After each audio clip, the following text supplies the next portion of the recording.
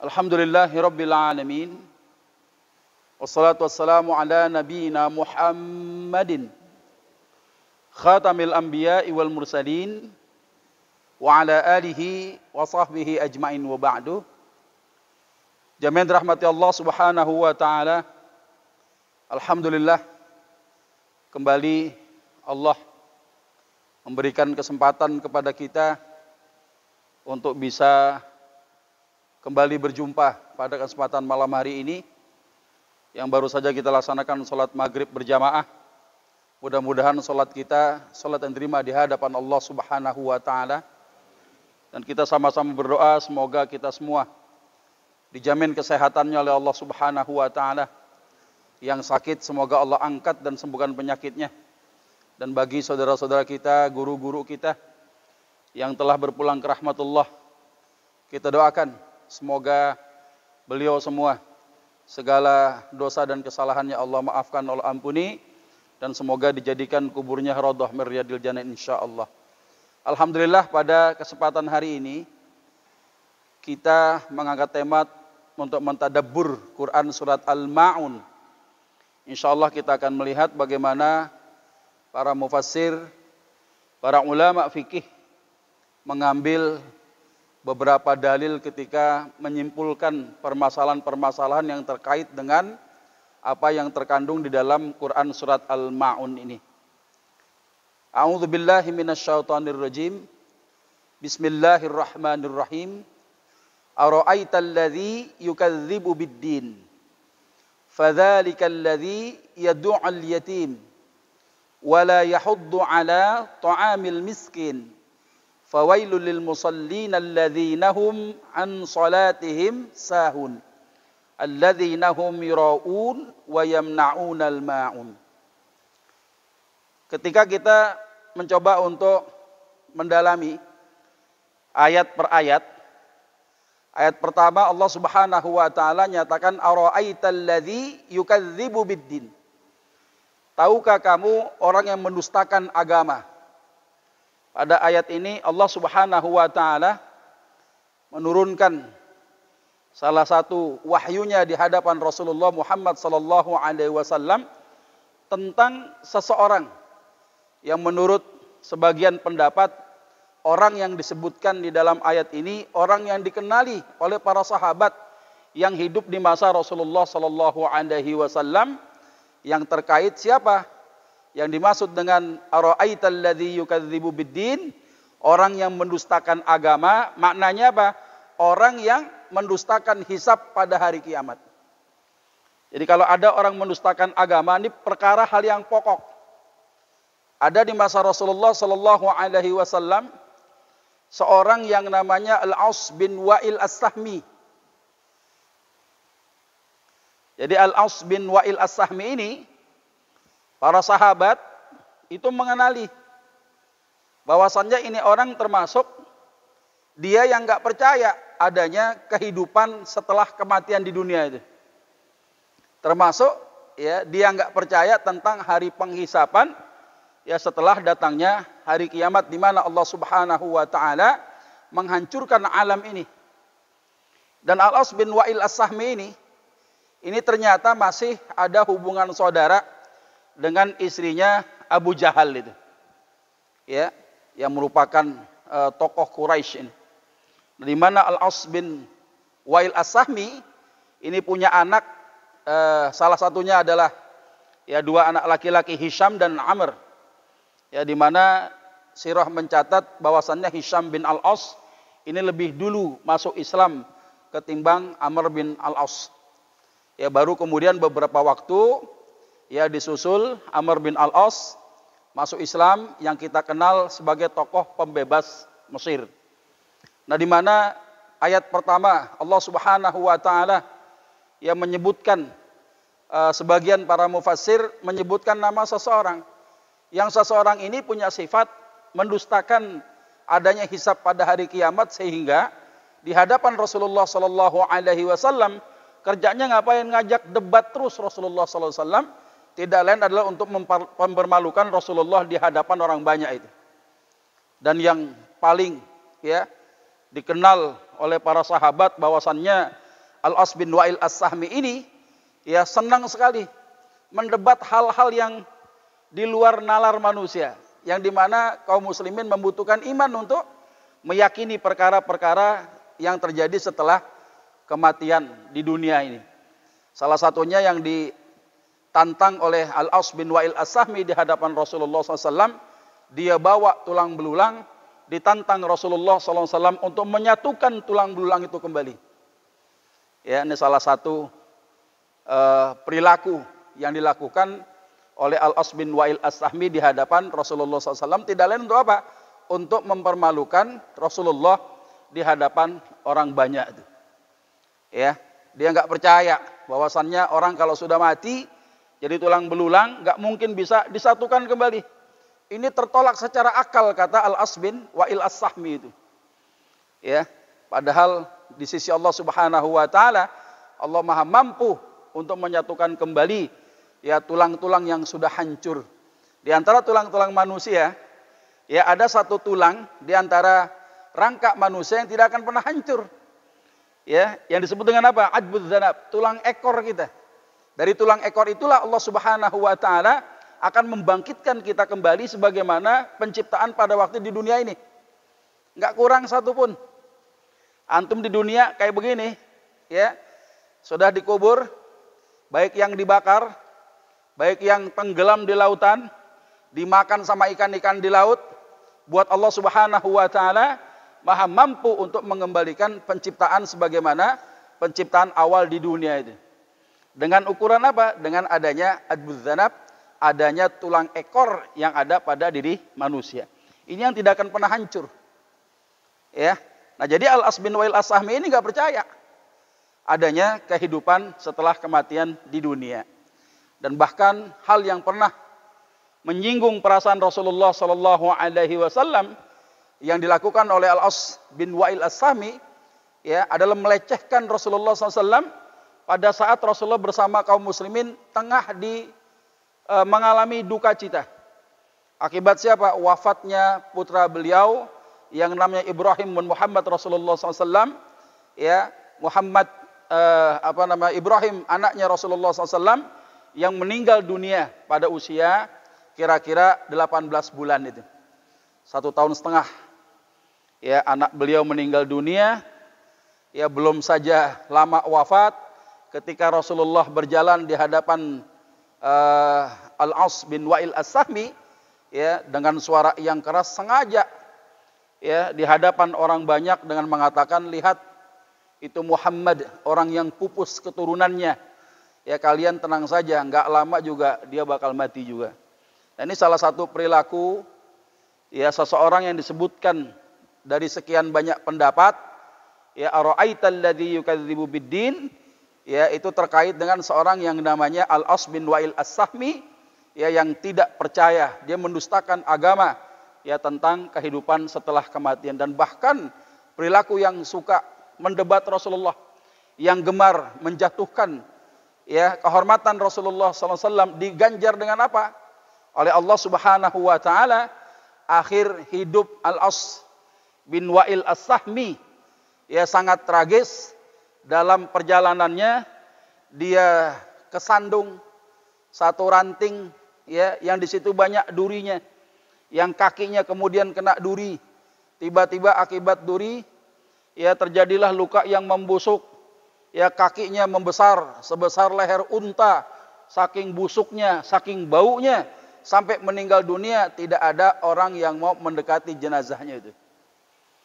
Ya, inilah pelajaran bagi mereka yang suka melecehkan agama ini. Rasulullah tidak marah ya ketika penghinaan itu menyangkut dirinya. Tapi Rasulullah marah ya ketika agama yang dibawa itu diolok-olok. Ya, apalagi sampai kemudian Al-As bin Wa'il As-Sahmi ini ya itu memang benar-benar menjadi musuh ya di hadapan Rasulullah sallallahu alaihi wasallam. Namun lagi-lagi ayahnya Al-As bin Wa'il As-Sahmi ya ini musuh Islam, tapi anaknya Hisham bin Al-As, kemudian Amr bin Al-As ya ternyata anak-anaknya masuk Islam di hadapan Rasulullah sallallahu alaihi wasallam. Jadi Masya Allah hidayah ya tidak diwariskan. Ya, hanya kepada orang-orang yang Allah pilih. Hidayah itu menghujam kepada dada seseorang itu. Nah, kemudian ayat berikutnya, fadzalikal ladzi yad'ul yatim. Maka itulah orang yang menghardik anak yatim. Al ulama ketika menyebutkan ya yad'ul yatim, kata menghardik ini maknanya apa? Orang yang menolak untuk memberikan haknya anak yatim. Ada orang yang menahan-nahan haknya anak yatim. Itu hati-hati tuh, ya. Dalam rumah tangga kita, seorang kerabat kita meninggal dunia atau orang tua kita meninggal dunia, warisannya belum dibagi. Berlama-lama tuh warisan belum dibagi, tiba-tiba ada ahli waris yang menyusul kemudian meninggal dunia. Ya, kebetulan yang meninggal laki-laki lagi. Dia tinggalkan anak. Anaknya jadi yatim. Ya, ketika suatu ketika diminta hak waris daripada ayahnya, salah satu ahli waris, kakek atau nenek yang telah meninggal dunia, sementara saudara-saudara ayahnya tidak mempermudah untuk segera mengeksekusi harta warisannya, yang sikap inilah yang kemudian yang disebut dengan apa? Yad'ul yatim, dia menahan ya hak-haknya anak yatim itu. Hati-hati itu. Ya, termasuk wanita-wanita yang ditinggal wafat sama suaminya. Ya, padahal itu istri nggak pernah kerja. Dia tidak pernah menghasilkan harta ya dari hasil pekerjaannya karena dia nggak kerja, gitu kan. Ya, kemudian dia ikut-ikut untuk menerapkan pembagian harta warisan. Kalau suami meninggal dunia, bagi dulu warisannya separuh dulu harta gono gininya. Ya, yang setengahnya lagi baru dibagi sebagai harta warisan. Ya, maka perilaku yang model begini, perilaku yang sama saja dia menahan, menolak, bahkan memakan harta anak yatim daripada anak-anak suaminya itu. Ya, padahal harta bersama itu tidak dipengaruhi dengan sebab pernikahan. Kita sudah lewat, sudah mumtaz pelajaran itu kan. Harta bersama muncul dua. Akibat adanya saham bersama, rumah beli patungan berdua, ya. Salah seorang suami istri meninggal dunia, maka yang meninggal dunia punya harta sebagian harus dipisahkan dari harta yang bercampur karena saham berdua. Atau misalnya suami istri berdagang, punya usaha bersama, hasil untung usaha bersamanya, ya kemudian dia bisa menghasilkan harta-harta berikutnya, maka disitulah disebut dengan harta musyarakah. Kalau ada seorang meninggal dunia daripada salah satu pasangan suami istri tadi, maka harta yang meninggal jadi warisan. Yang masih hidup kasih sama yang hidup, punya bininya atau punya suaminya. Ya, tapi kalau semata-mata karena harta diperoleh dengan sebab pernikahan saja, kemudian diterapkan bahwa ketika suami wafat, si istri minta gono gininya 50%, maka ini bagian termasuk fadzalikal ladzi yad'ul yatim. Apalagi suami punya anak yatim banyak. Ya, antum bisa bayangkan ada harta satu diparok setengah. Yang setengah lagi baru dibagi warisan, bininya masih dapat 1/8. Ya, terus anak-anaknya mau dapat berapa? Ya, maka bukan orang lain yang suka makan harta anak yatim, bisa saja ibu kandungnya sendiri. Nah, terkait dengan dosa memakan harta anak yatim. A'udzubillahi minasyaitonir rajim. Innal ladzina ya'kuluna amwalal yatama zulma. Sesungguhnya orang-orang yang memakan harta anak yatim secara zalim, innama ya'kuluna fi butunihim nara wa sayaslawna sa'ira. Maka di dunia kalau kita lihat dia dapat duit, ya, dia dapat hartanya anak yatim. Sejatinya apa? Dia hanya memenuhi isi perutnya dengan apa? Dengan api yang bahan bakarnya menjadi bahan bakar neraka itu. Memenuhi isi perutnya. Memakan harta anak yatim secara zalim. Ya. Dalam ayat yang lain juga disebutkan wala taqrabu malal yatim illa billati hiya ahsan. Dan janganlah kamu mendekati harta anak yatim kecuali dengan cara yang lebih baik, lebih bermanfaat. Hatta yablugha asyuddah, sampai dia dewasa. Disebut anak yatim itu kalau belum baligh. Mau kaya, mau miskin tuh anak yatim, ya anak yatim punya keutamaan, punya fadilah. Ya. Jadi kalau anak yatim udah baligh, bukan yatim lagi namanya. Ya. Jadi disebut anak yatim itu belum baligh. Nah, di sini disebutkan, jangan kau dekati harta anak yatim illa kecuali dengan cara yang lebih bermanfaat, cara yang lebih baik. Apa yang dimaksud dengan illa billati hiya ahsan? Ulama menyebutkan kalau kita kebetulan merawat anak yatim atau jadi orang yang bekerja untuk anak yatim di panti-panti asuhan misalnya, panti-panti anak yatim, ya. Kalau tuh anak yatim punya harta, kita boleh menggunakan harta anak yatim, kita ambil niatnya apa? Kita berhutang sama dia. Misalnya antum kebetulan merawat keponakan yatim yang saudara laki-laki kita udah wafat. Anak yatim ponakan kita itu dirawat di rumah kita tuh. Dia punya warisan. Dia punya bandek dari almarhum babenya, ya. Tiba-tiba kita butuh. Ya, ada duit punyanya anak yatim, kita pakai niatnya hutang. Nanti kalau mampu kita bayar. Jangan pakai sembarangan, ya. Yang kedua, kalaupun anak yatim punya harta, kita juga pengen ikut makan dengan menggunakan harta anak yatim sekedar kebutuhannya saja. Jadi kalau ada panti asuhan, ada anak-anak yatim dapat donasi daripada banyak donatur, yang ngurusin panti asuhan itu jangan makannya enak, anak yatimnya makan kagak enak.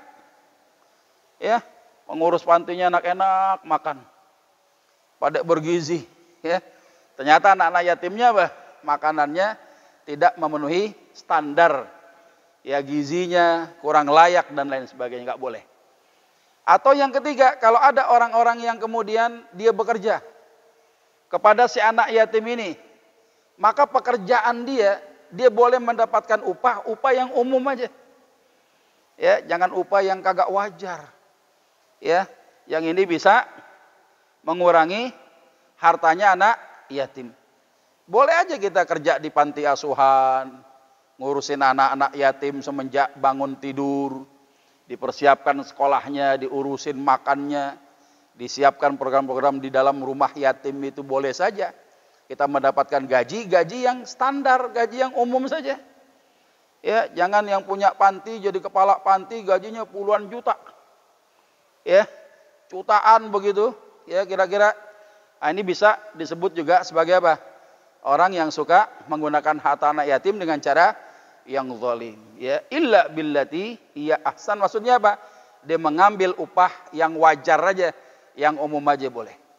Yang keempat, mengambil dalam keadaan ad-darurah. Yang namanya keadaan ad-darurah, ya, itu kan membolehkan sesuatu yang dilarang. Memakan harta anak yatim haram. Tapi ketika kita darurat, maksudnya bagaimana? Kalau kita tidak mengambil tindakan, maka bisa berakibat nyawa kita atau nyawa orang lain bisa terancam. Ya, kita butuh ngurusin orang sakit, ya, butuh berobat. Di antara keluarga kita kagak ada harta kecuali hartanya anak yatim. Kalau nggak diurus nih orang, masuk rumah sakit kudu ada jaminan. Ya, maka boleh saja digunakan untuk menyelamatkan, ya, nyawa seseorang, ya, dalam kondisi ad-darurah, boleh. Nah, jadi satu sisi Allah Subhanahu wa taala, ya, mengumpamakan orang yang suka makan harta anak yatim secara zalim, sesungguhnya dia hanya memenuhi isi perutnya dengan bara api neraka, ya, sementara ada kebolehan menggunakan harta anak yatim illa billati hiya ahsan, dengan cara-cara yang baik. Ini kurang lebih 4 cara inilah yang dibolehkan oleh ulama kita, ya. Nah, salah satu hadis di mana Rasulullah Shallallahu Alaihi Wasallam diperlihatkan oleh Allah Subhanahu Wa Taala, ya, ada orang-orang yang mulutnya dibuka paksa oleh malaikat azab. Tiba-tiba datang malaikat yang membawa bebatuan daripada neraka, kemudian batu bara api itu dimasukkan ke dalam mulut mereka, dipaksa keluar melalui dubur mereka.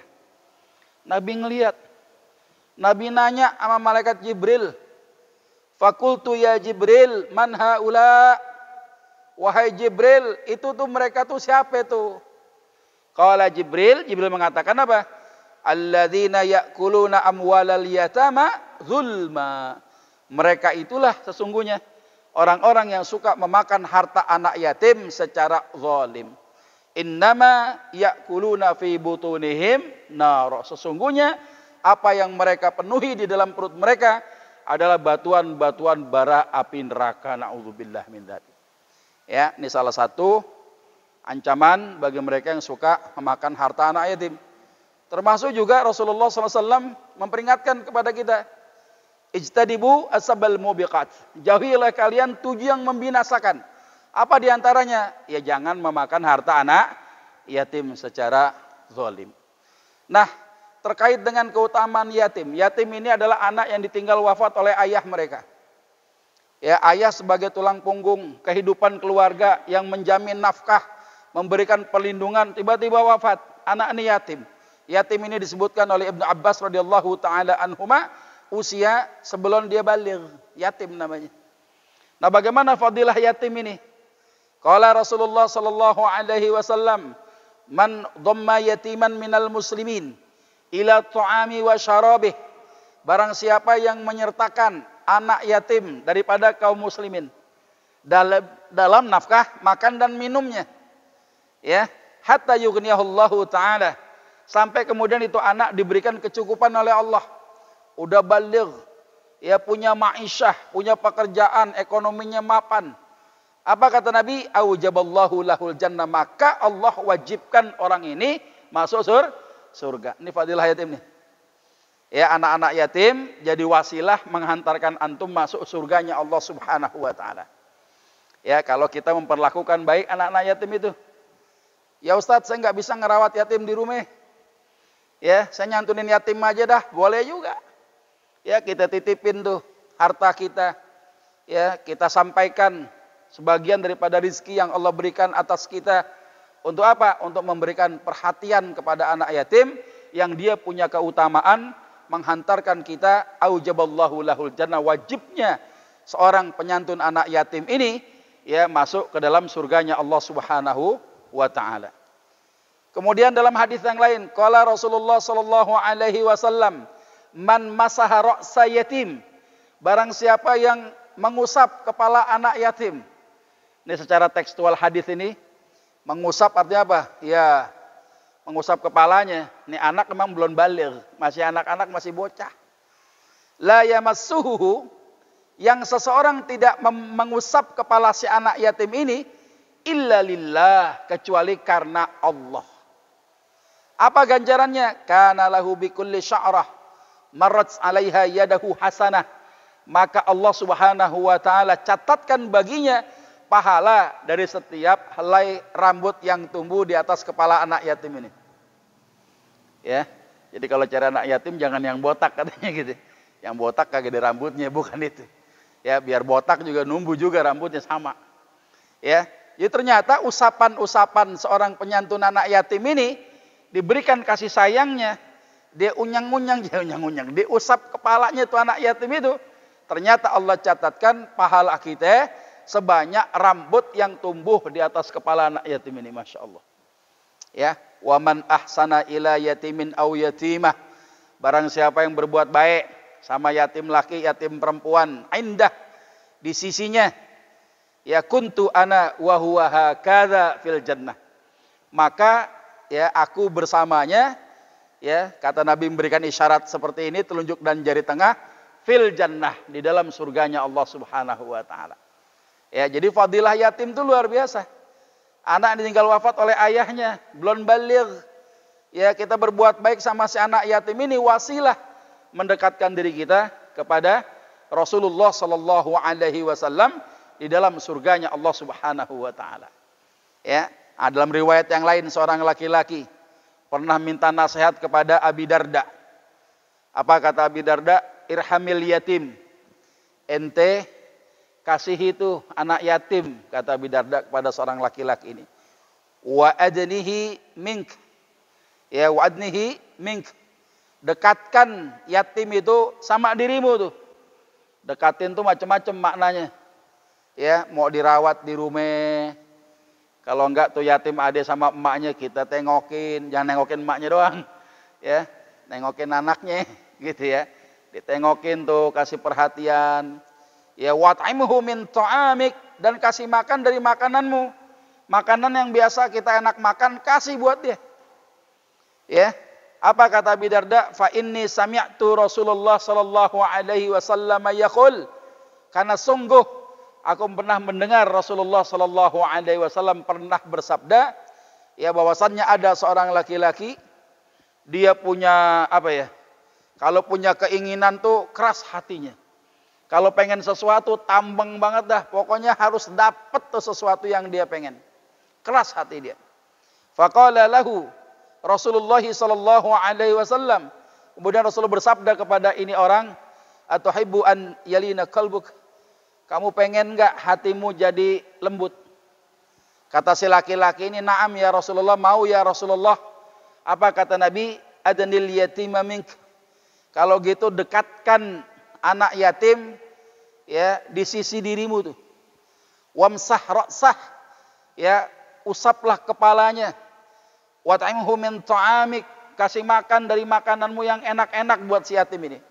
Fa inna dzalika yulinu qalbuk, maka itu bisa membuat hatimu jadi lembut. Wa taqdiru ala hajatik, dan ini menjadi wasilah kalau kamu punya hajat, punya kebutuhan, pastilah Allah Subhanahu wa taala akan mencukupkan kebutuhanmu. Ya, antum yang rume barangkali ya mau dijual belum laku-laku, yatim panggil. Ya, kita santunin, kita usap kepalanya, kita doa minta diaminin. Jangan tuh anak yatim suruh doa, kagak bisa doa dia. Yang doa kita, yang ngaminin dia, insyaallah. Ya, doanya diijabah oleh Allah Subhanahu wa ta'ala. Fadilah yatim di dalam riwayat, ya. Nah, kemudian juga disebutkan dalam riwayat yang lain. Khairul buyut baitun fihi yatim yuhsinu ilaih. Sebaik-baik rumah yang di mana rumah itu ada yatimnya. Yang si anak yatim itu tinggal diperlakukan dengan baik juga. Antum merawat anak yatim diperlakukan sama seperti anak sendiri. Ya, perlakuan kita enggak beda-beda dah, gitu ya. Wasyarul buyut, ya seburuk-buruk rumah baitun fihi yatim yusa'u ilaih. Maka seburuk-buruk rumah yang di situ ada yatimnya juga, tapi yatimnya diperlakukan sangat buruk. Enggak kita kasih perhatian, ya. Makannya enggak kita jamin. Sakit dia kita enggak obatin. Ya, enggak punya salah, yang salah anak kita bejek-bejek tuh anak yatim, jangan. Ya, itu buruk banget tuh, ya. Wa habba ibadullahi ilallahi ta'ala, hamba Allah yang dicintai oleh Allah Subhanahu wa taala siapa? Manistona asan'an ila yatimin aw armalah. Mereka yang berusaha berbuat baik buat anak yatim atau kepada seorang janda. Nah, ini dia nih. Ya. Jadi dalil ini, ya riwayat ini kalau ditanya, gimana caranya merawat anak yatim yang sempurna? Kawinin emaknya. Nah, kalau kita mampu. Ya, sekali dayung 2 pulau terarungi. Emaknya dapat, anaknya dapat. Ya, ini Masya Allah. Kalau kita pengen berbuat baik sama janda yang punya anak yatim, gimana Ustaz? Biar nggak timbulkan fitnah, gampang. Ajak bini antum, bawa makanan, bawa kebutuhan sembako, datang berdua sama kita ke rumah tuh janda. Jangan sampai setan timbulkan fitnah. Ya, ngawinin kagak berani. Ya, tapi ada modus. Ya, kita sih pengen berbuat baik, tapi tetangga lihat, wah nih Pak RT nih main ke sono mulu katanya. Ya, Pak RW ini main ke sono mulu gitu ya.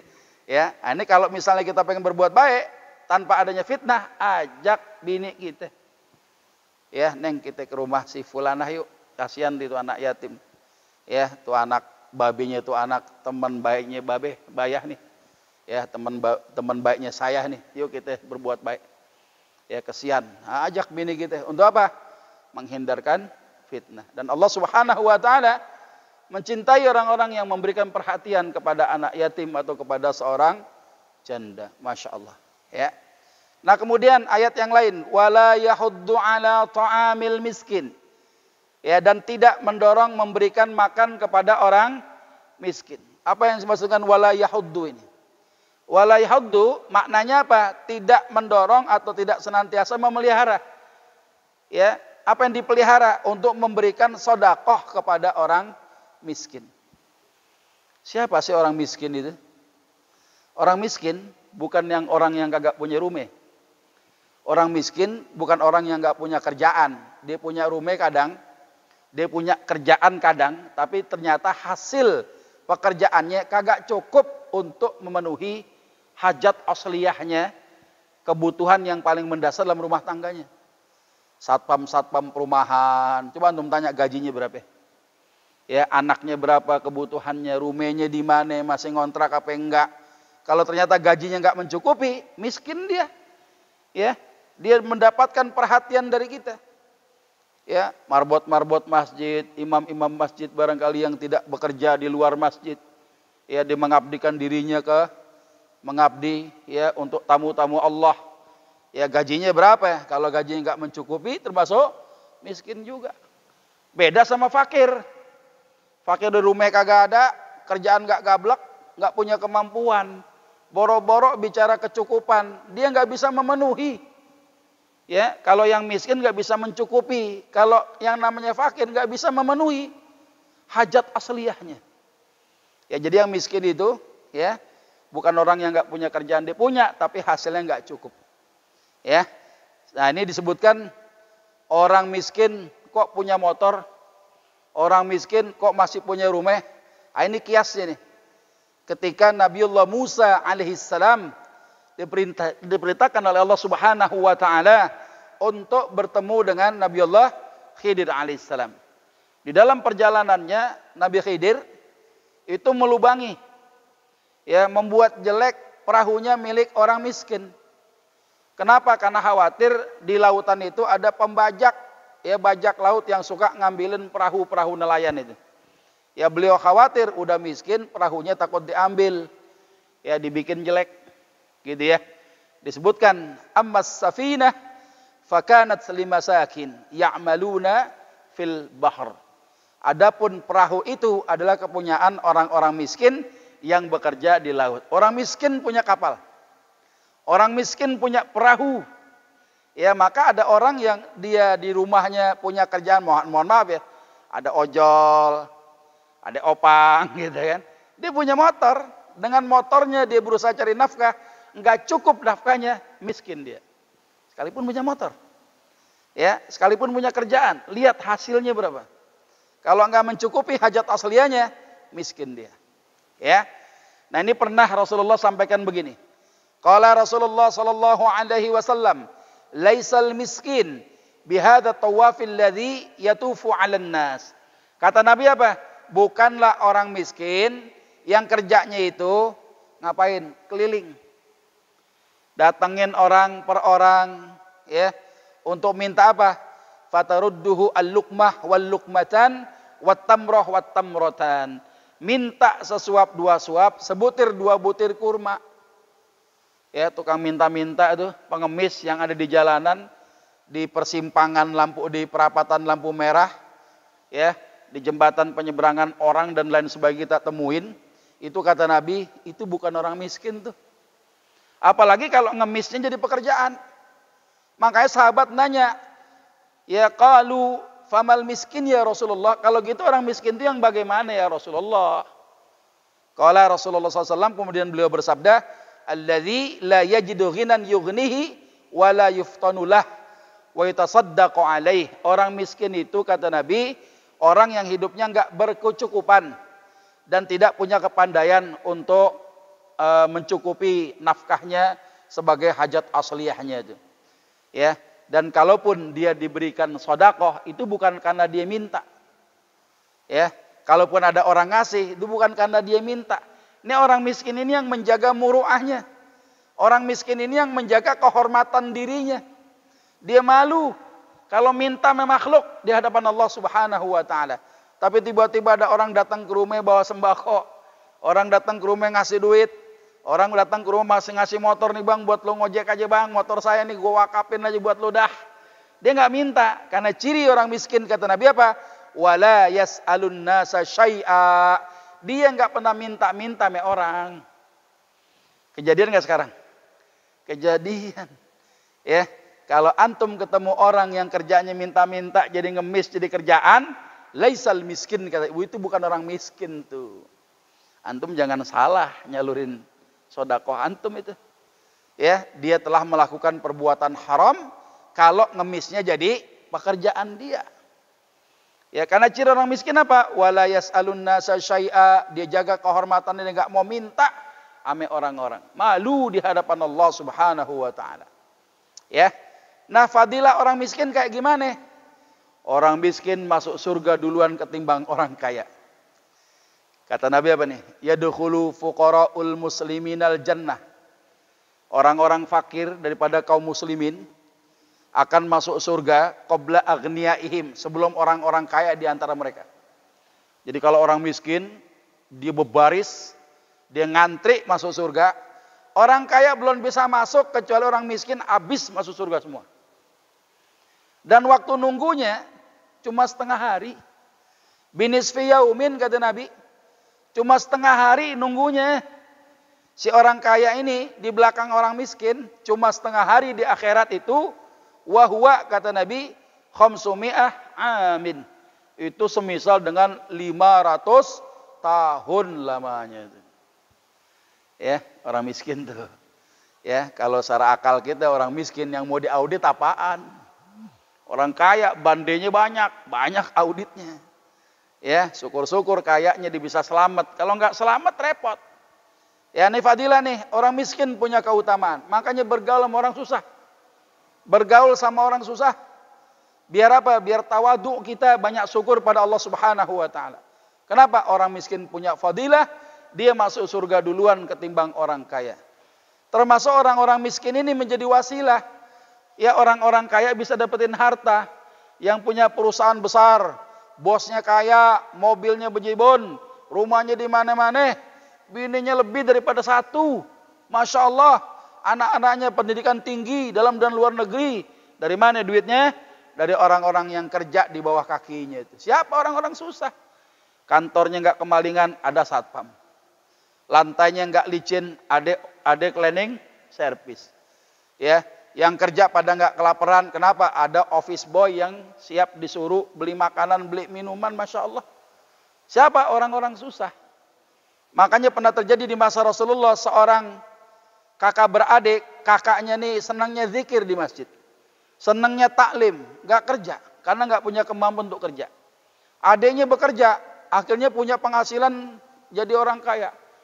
Ya minta kepada Rasulullah, ya Rasulullah tolong dong bilangin abang saya biar kayak saya nih. Saya kerja, punya harta, ya punya kelebihan harta bisa bantu sana sini. Ya bilangin tuh abang saya harus kayak saya dong. Jangan cuma zikir doang di masjid katanya. Ya jangan cuma ikut taklim doang. Nah, Nabi ternyata memarahi ya si adiknya ini dengan mengatakan apa? Hal tunsuruna wa turzaquna illa bidu'afaikum. Kalian hanyalah mendapatkan pertolongan dan rizki dengan sebab adanya orang-orang lemah di antara kalian.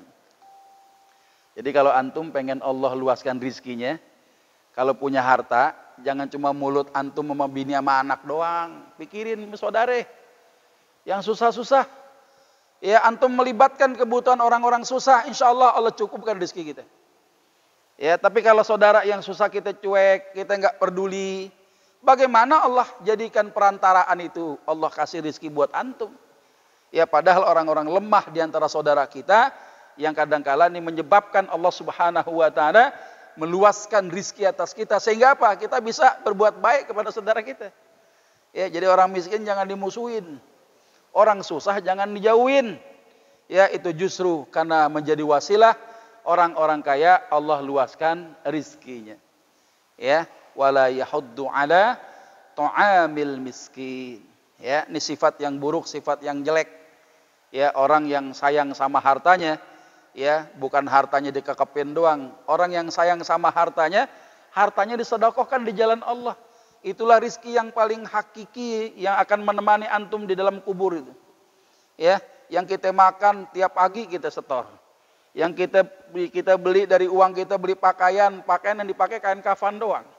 Maka rizki yang paling abadi adalah apa yang telah kita infakkan di jalan Allah Subhanahu wa taala. Ya. Nah, Rasulullah juga memberikan berita. Sesuatu yang beliau lihat yang kita nggak bisa lihat. Apa kata Nabi? Ma min yaumin yusbihul ibadu fihi illa malakan yanzilani. Setiap pagi para hamba Allah di pagi hari itu akan didatangi rumahnya oleh dua malaikat itu. Malaikat turun. Yang satu berdoa, Allahumma a'ti munfiqan kholafa. Kalau ada tuh hamba Allah, pagi-pagi udah sodakoh. Ya, biasa beli nasi uduk, anak dua bungkus, bini satu jadi 3 bungkus sama kita 4 bungkus, belinya 10 bungkus. Kenapa kok 4 jadi 10, yang 6 kita sedekahin? Maka malaikat mendoakan, ya Allah, berikanlah kepada orang yang berinfak di pagi hari ini, ganti daripada apa yang diinfakkan itu. Tapi kalau pagi-pagi udah kita kagak mau sedekah, kita tahan harta kita, sampai seharian ketemu kita tidur sampai bangun lagi, maka malaikat yang satu akan berdoa, Allahumma a'ti mumsikan talafa. Ya Allah, berikanlah kepada orang yang suka menahan-nahan hartanya itu, kebinasaan atas hartanya itu. Ya, nah, jadi jangan sampai tuh Allah mensifati sifat buruk di dalam Quran surat Al-Ma'un, sudah menahan harta anak yatim, ya, tidak memelihara, ya, untuk memberikan bantuan kepada orang miskin. Orang yang model begini nggak percaya, ya, akan kehidupan ba'dal maut, ya, kehidupan setelah kematian di dunia, ya, ada yaumul hisab nanti. Dihisab hartanya, dihisab perilaku kita di hadapan Allah Subhanahu wa taala, ya. Nah, kemudian ayat berikutnya, fawailul lil musallin. Sebagian ulama ahli qiraah, ya, cara membaca ayat ini dengan ayat selanjutnya diwasal supaya orang awam tuh nggak salah memahami. Kalau kita potong fawailul lil musallin, maka celaka orang yang sholat. Ya, bahaya tuh kalau nggak diterusin. Ya, ada ismul mausul, ada isim mausul, ya, nyambung dia, ya. Fawailul lil musallin alladzina hum an salatihim sahun. Tapi kita bahas satu-satu nih. Fawailul lil musallin, maka celakalah orang yang salat. Kata wailun, ya, ya, maknanya ada 3 kurang lebih. Ya, dia bermakna khizyun, atau bermakna al-adab, atau al-halkah. Ya, ada kehinaan, ada azab yang amat pedih, ya, ada juga kebinasaan. Maka binasa, celakalah, azab yang amat pedihlah orang-orang bagi orang yang sholat. Siapa makna orang yang sholat ini? Orang-orang munafik. Siapa orang munafik yang di dalam sholatnya? Innal munafiqina yukhadi'una Allah wa huwa khadi'uhum. Sesungguhnya orang-orang munafik itu hendak menipu Allah. Ya, tapi kebalikan, Allah lah yang menipu orang munafik ini. Wa idza qamu ila shalah, tatkala dia berdiri untuk melaksanakan salat, qamu kusala, dia berdiri dengan bermalas-malasan. Kalau nggak ada orang, malas-malasan dia. Bahkan dia nggak salat. Tapi kalau ada orang banyak, yuraunan nas, dia salat untuk apa? Pamer akan salatnya di hadapan orang lain. Wala yadhkurunallaha illa qalila. Orang munafik ini sungguh sedikit dia berzikirnya kepada Allah Subhanahu wa taala. Ya. Jadi orang munafik, ya, di dalam sholatnya itu bagaimana?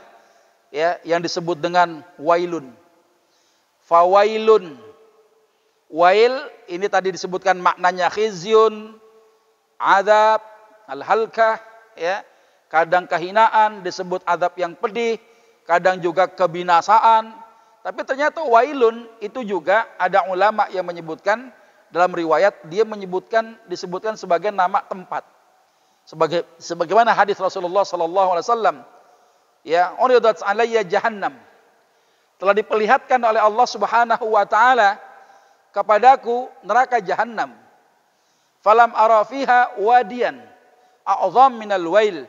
Aku tidak pernah melihat satu lembah yang lebih besar, lebih dalam, ya, kecuali apa? Al-wail, yang namanya al-wail ini. Jadi wail ini, wailun atau al-wail ini nama wadian, ya. Wadiun, ya, satu lembah di neraka jahanam itu. Sebagaimana kaulnya Ibnu Abbas radhiyallahu taala anhuma, beliau menyebutkan al-wail adalah nama sebuah lembah. Ya, lembah itu apa? Tempat pembuangan ya kotoran para penghuni neraka jahanam. Apa isi kotorannya? Nanah sama darah yang bau busuk daripada para penghuni neraka jahanam. Kalau antum di rumah ada septic tanknya itu. Nah, septic tanknya neraka jahanam itu ada wadiyun, ada wadi, ya, ada yang namanya lembah, ya, disebut al-wail. Itu nanti di situ tempat orang-orang munafik gitu. Ya, yang dia sholat sendirian dia males, bahkan gak sholat, tapi ketika orang banyak diperbagus sholatnya itu. Ya, alladzina hum an sholatihim sahun, mereka yang lalai terhadap sholatnya. Yang dimaksud dengan lalai ini bagaimana? Ya, orang yang suka mempermainkan dan suka mengabaikan sholat. Yang dimaksud dengan mengabaikan sholat, apakah mereka yang suka mentakhir sholat? Nah, kita luruskan dulu nih malam nih. Ya, qala Ibnu Abbas radhiyallahu taala anhuma. Ibnu Abbas mengatakan begini, laisa ma'na adauha tarkuha bil kulliyah. Maka menyanyiakan salat bukan hanya meninggalkannya. Walakin akharuha an awqatiha. Akan tetapi termasuk mengakhirkan dari waktu yang seharusnya. Apa yang dimaksud dengan mengakhirkan dari waktu yang seharusnya? Ada penjelasan lagi nih. Daripada Sa'id Ibn al-Musayyab, beliau mengatakan apa? Orang yang lalai dalam sholatnya, yang suka mengabaikan sholatnya siapa? Huwa an la yusalliya dhuhra hatta ya'tiyal asr. Orang yang ada di waktu sholat zuhur, dia mentakhir sholat zuhur sampai enggak sholat, masuk ketemu sholat asar. Jadi dia enggak sholat, dia lalai itu zuhur, enggak sholat sampai ketemu waktu sholat asar. Ya. Wala yusallil asra ilal maghrib, yang dia enggak sholat asar sampai habis waktunya masuk maghrib. Wala yusallil maghriba ilal isya, yang dia enggak sholat maghrib sampai ketemu isya. Ya, wala yusallil isya ilal fajr, yang dia tidak sholat isya sampai ketemu subuh waktunya. Ya, wala yusallil fajr, yang dia tidak sholat subuh ila tulu'is syams, sampai waktu subuh udah habis. Jadi yang disebut dengan alladzina hum an salatihim sahun adalah mereka yang suka mentakhir salat, dia enggak salat sampai ketemu waktu berikutnya. Nah, sebagaimana Rasulullah pernah ditanya tentang orang yang disebut dengan tafritun. Ya Rasulullah, kira-kira kalau ada orang ketiduran dia enggak salat, itu termasuk orang yang meremehkan salat bukan? Kata Nabi apa? Ya, ama innahu laisa fin naum tafritun. Orang yang ketiduran sampai dia enggak salat itu bukan orang yang meremehkan salat.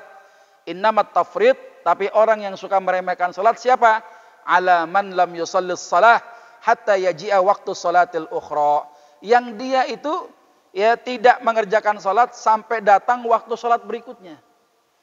Ini disebut dengan fawailul lil musallin alladzina hum an salatihim sahun. Celakalah orang yang salat, mereka ya salah satu siapa? Orang munafik. Ya, yang kedua siapa? Orang yang suka mentakhir salat sampai kemudian dia enggak salat ketemu waktu salat berikutnya. Ini yang celaka. Masuk al-wail.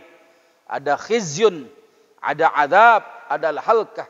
Ya, ada kebinasaan, kehinaan dan adab yang amat pedih di sisi Allah Subhanahu wa ta'ala. Ya, tanggung dikit lagi ya. Lanjutin dulu ya dikit ya. Alladzina hum yura'un. Ya, mereka yang suka berbuat riya. Ya, kalau dia salat pengen dilihat. Kalau orang enggak lihat, dia enggak salat. Ya. Jadi alladzina hum yura'un. Dia tuh kalau orang banyak dia perbagus salatnya. Kagak ada orang barang satu, dia malah kagak salat. Ya, ini yang disebut dengan orang yang celaka. Ya, bagi yang sholat itu. Nah, di mana Rasulullah SAW pernah beliau khawatir, atakhawwafu ala ummati, aku sangat khawatir ada hal yang menimpa umatku. Di antaranya apa? Ya, asyirk, ada perbuatan syirik. Sahabat ada yang nanya, ya Rasulullah, atasyraku ummatuk min ba'dik, apakah mungkin setelah sepeninggal engkau umatmu berbuat kesyirikan? Qala Nabi sallallahu alaihi wasallam, na'am. Kata Nabi, iya. Amma annahum la ya'buduna syamsan wala qamaran wala hajaran wala wathanan. Tapi kemusyrikan mereka itu bukan karena menyembah apa? Bukan nyembah matahari, bukan nyembah bulan, bukan nyembah batu, bukan nyembah berhala.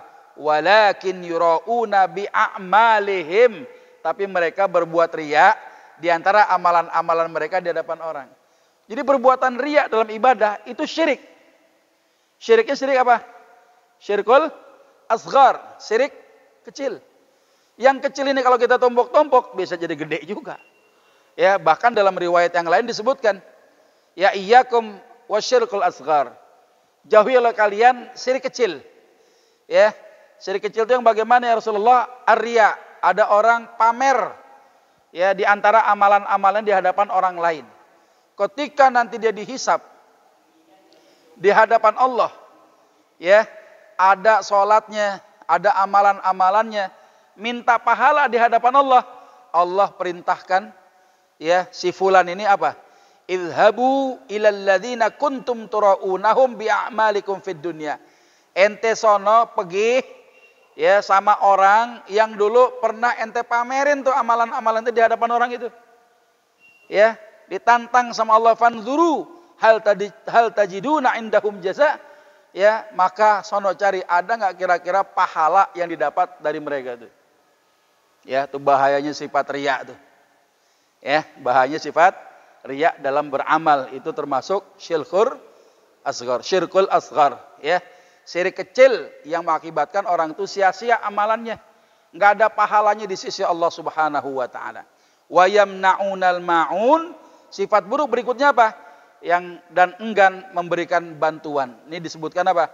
Ini orang enggan membayar zakat maknanya. Jadi kalau ada orang yang tidak mau membayar zakat, ya, apalagi sampai menolak membayar zakat, menolak salah satu kewajiban zakat, ini orang udah dianggap murtad di sisi Allah Subhanahu wa taala. Keluar Islamnya. Ya, dia udah enggak bayar zakat, dia tolak salah satu ruknun min arkanil Islam. Salah satu rukun di antara rukun-rukun Islam. Ah gitu kira-kira, ya.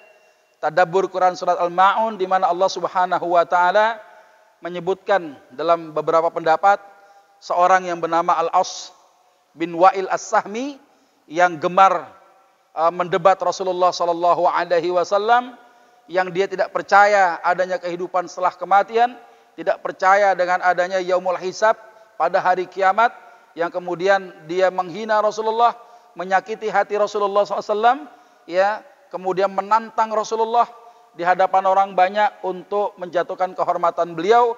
Pada akhirnya Allah ya matikan dia dalam keadaan hina, kakinya bengkak sebesar leher unta, busuk, bau busuknya yang membuat orang tidak mau ada yang mengurusi jenazah Al-As bin Wa'il As-Sahmi. Tapi di balik kekafirannya, ya, Allah Subhanahu wa taala memberikan hidayah kepada dua anaknya Al-As ini. Di antaranya Hisham bin Al-As dengan Amr bin Al-As yang kemudian masuk Islam di hadapan Rasulullah sallallahu alaihi wasallam. Semoga apa yang Allah sifati, sifat-sifat buruk di dalam Quran surat Al-Ma'un, Allah hindarkan kita dari sifat-sifat buruk itu. Kita jangan sampai memakan harta anak yatim, menahan-nahan harta anak yatim. Kemudian jangan sampai kemudian kita tidak memberikan kemudahan, bantuan kepada orang-orang miskin di antara kita sekalian. Ya, dan kemudian Allah Subhanahu wa taala hindarkan kita dari sifat-sifat orang munafik ini insyaallah. Itu saja barangkali. Insyaallah kalau nanti ada pertanyaan kita bisa sambung pada pertemuan yang akan datang, ya. Semoga apa yang bisa disampaikan pada kesempatan hari ini Allah Subhanahu wa taala berikan kemudahan dalam segala urusan-urusan kita, pahamkan kita, perdalam wawasan keislaman kita, yang mudah-mudahan semakin berkualitas amalan kita dari hari ke hari di hadapan Allah Subhanahu wa taala. Banyak bicara, banyak salah, kalau salah saya minta maaf. Kepada Allah sama-sama kita memohon ampunan. Subhanakallahumma wa bihamdika asyhadu an la ilaha illa anta astaghfiruka wa atubu ilaik. Walhamdulillahirabbil alamin. Assalamualaikum warahmatullahi wabarakatuh.